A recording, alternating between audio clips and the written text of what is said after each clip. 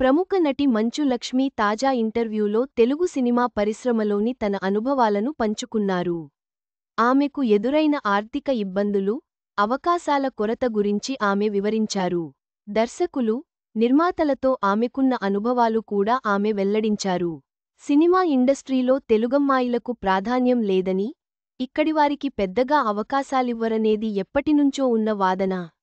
అయితే అదే నిజమంటోంది ప్రముఖ నటుడు మోహన్బాబు కూతురు, నటి మంచు లక్ష్మి ప్రసన్న. ఆమె నటించిన దక్ష మూవీ సెప్టెంబర్ 19న ప్రేక్షకుల ముందుకు రానుంది.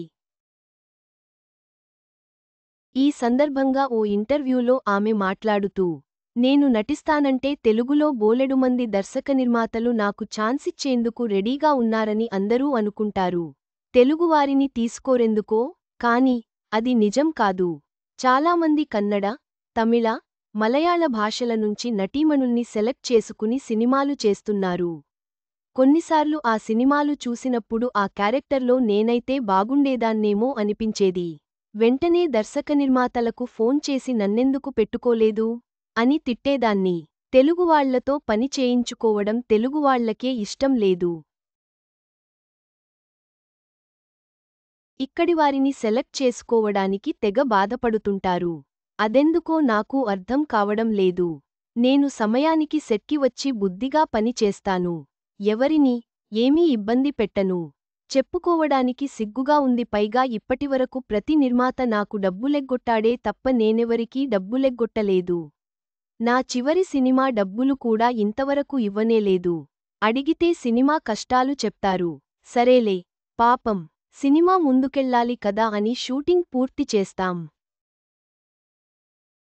తీరా చూస్తే పిల్లలపై ఒట్లు వేస్తారు. కాని డబ్బు మాత్రం ఇవ్వరు.